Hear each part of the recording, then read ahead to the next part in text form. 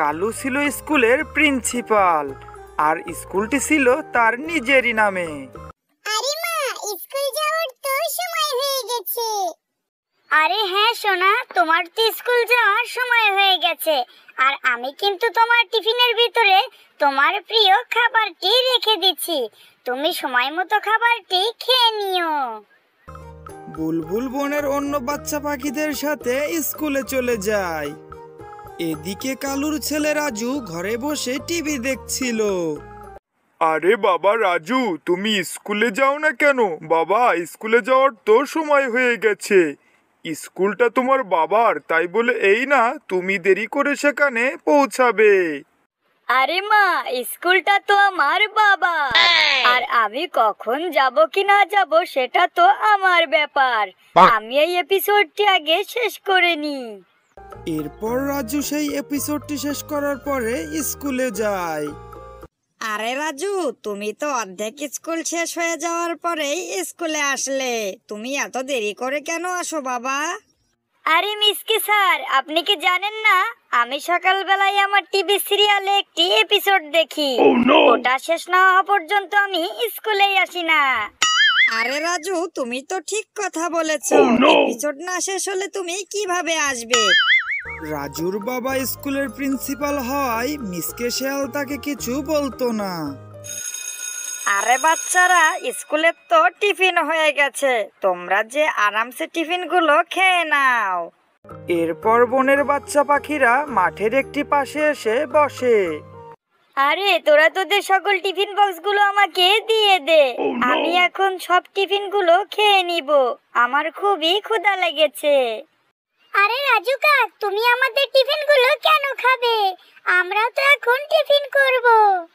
তোরা যদি আমার টিফিন না দিস তাহলে আমি আমার বাবাকে বলে তোদের সকলকে এখান থেকে বের করে দিব। তোরা এখন ভেবে দেখ, তোরা এখানে পড়বি নাকি বের হয়ে যাবি। আরে না রাজু, তুমি আমাদের টিফিনগুলো খেয়ে নাও।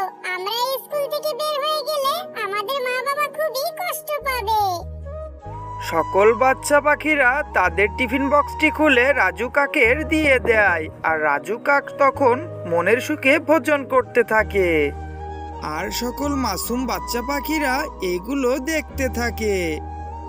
আরে বাহ, সবার খাবার তো খুবই মজা হয়েছে, কিন্তু সবাই একটা কথা কান খুলে শুনে রাখো, যদি তোমরা তোমার বাবা মাদের এই কথা বলো তাহলে আমার বাবাকে বলে কিন্তু এই স্কুল থেকে তোমাদের বের করে দিব। আর আমার থেকে খারাপ কিন্তু আর কেউ হবে না। সকল বাচ্চা পাখিরা রাজুকে খুবই ভয় পেত, কারণ তার বাবা ছিল স্কুলের প্রিন্সিপাল। এরপর স্কুল ছুটি হয়ে যায় আর বনের সকল বাচ্চা পাখিরা খালি পেটে তাদের বাড়িতে ফিরে আসে। আরে মা, আমার খুবই ক্ষুধা লেগেছে, তুমি দ্রুত আমার খাবারের ব্যবস্থা করো। আরে হ্যাঁ সোনা, আমি তোমার খাবারের ব্যবস্থা করছি। আরে বুলবুল সোনা, আমি তোমাকে যে খাবারটি টিফিনে খাওয়ার জন্য দিয়েছিলাম সেটা তুমি খাওনি? আরে হ্যাঁ মা, আমি তো সেই খাবারগুলো সব খেয়েছিলাম, কিন্তু স্কুলে আজকাল অনেক পড়াশোনা চলছে, যে কারণে আমার খুবই ক্ষুধা পাচ্ছে। এরপর টুনি বুলবুলকে খাবার দিয়ে দেয়, আর বুলবুল খুবই ক্ষুধা পেটে সে খাবারগুলো খেয়ে নেয়। এভাবে বনের অন্য সকল বাচ্চা পাখিরাও তাদের বাসায় গিয়ে তাড়াতাড়ি করে খাবার খেতে থাকে। আরে বুলবুল সোনা, আজকাল স্কুলে তো অনেক পড়াশোনা হচ্ছে, তাই আমি তোমাকে কাল টিফিনে কি খাবার দিব সোনা?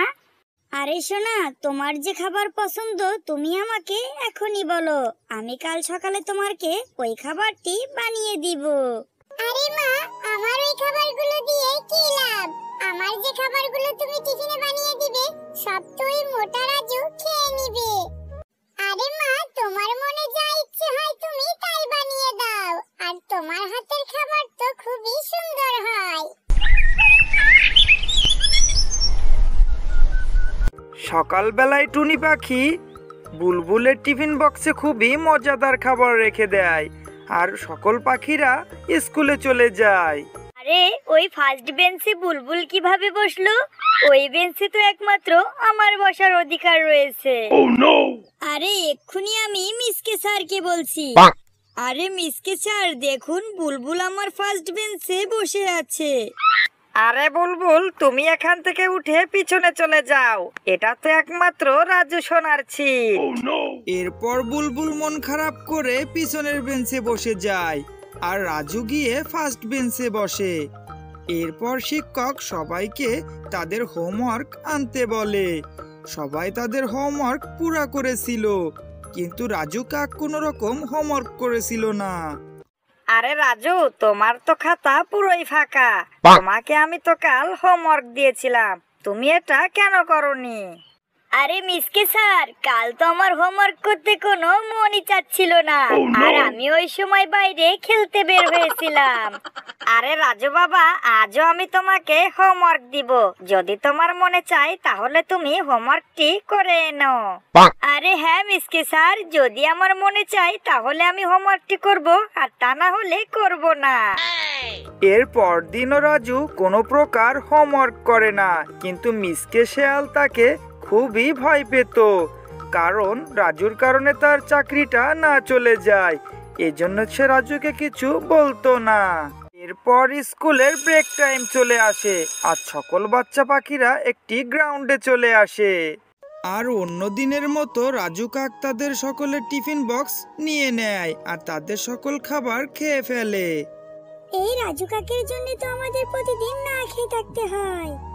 আমার মা আমার জন্য খুবই মজাদার খাবার বানিয়ে দেয়, কিন্তু রাজু তা প্রতিদিন খেয়ে নেয়।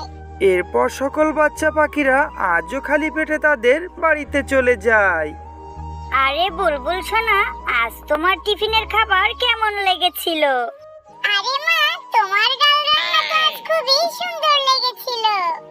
আরে বুলবুল মা, আমি তো আজ খাবারে কোনো ডাল রাখিনি, আজ তো আমি তোমার জন্য একটি বার্গার দিয়েছিলাম। আরে বুলবুল মা, তুমি সত্যি করে আমাকে সবকিছু খুলে বলো তো, আজ কদিন তোমার স্কুলে কি হচ্ছে? এরপর বুলবুল তার মায়ের সাথে সকল কথা খুলে বলে। এরপর টুনি খুবই রেগে যায়। আরে বুলবুল মা, তুমি কোনো চিন্তা করো না, কাল আমি তোমার সাথে তোমাদের স্কুলে যাব, আর ওই রাজুকে তো একটি শিক্ষা দিয়েই ছাড়বো। এরপর দিন সকালে বুলবুলের সাথে টুনি স্কুলে যায়। এরপর বুলবুল ক্লাসরুমে চলে যায় আর টুনি প্রিন্সিপালের রুমে যায়। আরে প্রিন্সিপাল স্যার, আপনার ছেলে রাজু তো স্কুলের ভিতর অমানবিক কাজ করছে। সে বনের বাচ্চা পাখিদের সকল খাবার টিফিনের সময় জোর করে খেয়ে নিচ্ছে, আর তাদেরকে কথাও বলছে তারা যদি বাসায় গিয়ে এই কথা তাদের বাবা মাকে বলে তাহলে আপনার ছেলে তাদেরকে স্কুল থেকে বের করে দিবে। আরে টুনি, আমার মনে হচ্ছে তোমার কোথাও ভুল হচ্ছে। আমার ছেলে তো এমন ছেলে না। আরে প্রিন্সিপাল স্যার, আপনার যদি বিশ্বাস না হয় আজ আমরা স্কুলের ব্রেক টাইমে সবকিছু দেখে নিব। এরপর স্কুলের ব্রেক টাইম হয়ে যায়। সকল বাচ্চা পাখিরা অন্য দিনের মতো গ্রাউন্ডে চলে আসে আর রাজু পাখি তাদের টিফিনগুলো ছিনিয়ে নিয়ে খেতে থাকে। আর এগুলো সব টুনি আর প্রিন্সিপাল স্যার ঝোপের আড়াল থেকে দেখতে থাকে। আমার ছেলে আমার নামে যে স্কুলের ভিতর এগুলো করবে, এটা আমি কখনো আশা করিনি। এরপর টুনি আর প্রিন্সিপাল বাচ্চাদের কাছে চলে আসে। আরে রাজু, তোর এত বড় সাহস, তুই আমার নাম করে স্কুলের ভিতর এগুলো অনৈতিক কাজ করে বেড়াচ্ছিস? আরে প্রিন্সিপাল স্যার, রাজু বাবা তো সবসময় স্কুলে দেরি করে আসে, কিন্তু আমি ভয়ে আপনাকে কিছু বলতে পারি না, কারণ রাজু বাবা আমাকে সবসময় ভয় দেখাতো। আপনি যদি আমাকে চাকরি থেকে বের করে দেন। আজ তোর একদিন কি আমার একদিন। আমার সামনে কেউ কখনো অন্যায় করে কোনোদিন পার পায়নি। আর তুই আমার ছেলে হয়েছিস তো কি হয়েছে, তোকেও শাস্তি পেতেই হবে। আর এরপর প্রিন্সিপাল কালু রাজুকে উল্টো করে গাছের সাথে ঝুলিয়ে রাখে। তুই আজ স্কুল ছুটি হওয়ার আগ পর্যন্ত এই গাছে ঝুলে থাকবি, তোর কোনো ক্ষমা নেই। এরপর রাজু ভালো হয়ে যায় আর স্কুলের সকল বাচ্চা পাখিরা একসাথে পড়াশোনা করতে থাকে। আমার প্রিয় ছোট্ট বন্ধুরা, আমরা এই ভিডিও থেকে শিখলাম ক্ষমতার অপব্যবহার করে কাউকে কখনো কষ্ট দিতে হয় না, আর এর ফল কখনো ভালো হয় না। বন্ধুরা, ভিডিওটি ভালো লাগলে ভিডিওটিতে একটি লাইক দিয়ে চ্যানেলটিকে সাবস্ক্রাইব করে দাও।